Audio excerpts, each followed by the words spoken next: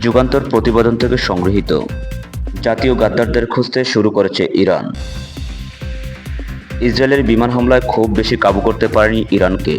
ক্ষতি হয়েছে ইরানের মাটি থেকে ইসরায়েলের গোয়েন্দা সংস্থা মোসাদের ড্রোন ক্ষেপণাস্ত্রের টার্গেট কিলিং হামলা। বছর জুড়ে তেহরানের নাকের ডগায় বসে ভয়াবহ এই হামলার নীল নকশা করেছে মোসাদ।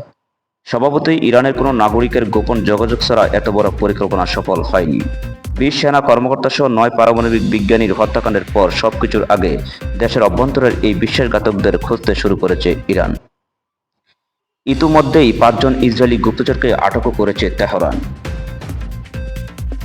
অভ্যন্তরীণ এই তল্লাশির মধ্যেই সামনে এলো ইরানের প্রতিবেশী এক রাষ্ট্রের বিশ্বাসঘাতকতার খবর। মুসলিম বিশ্বের অন্যতম প্রভাবশালী রাষ্ট্র জর্ডান। ইসরায়েল ইরান উত্তেজনার মধ্যে হঠাৎ করেই নিজের একটি গুরুত্বপূর্ণ বিমানবন্দর বন্ধ করে দিয়েছে দেশটি।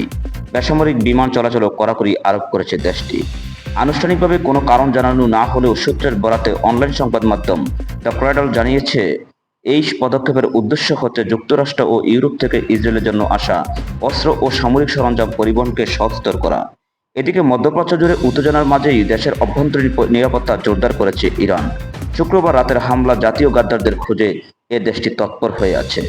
ইরানের কেন্দ্রীয় শহর ইয়াজিদে 5 জন ব্যক্তিকে গুপ্তচর বৃত্তির অভিযোগে গ্রেপ্তার করেছে দেশটির নিরাপত্তা বাহিনী।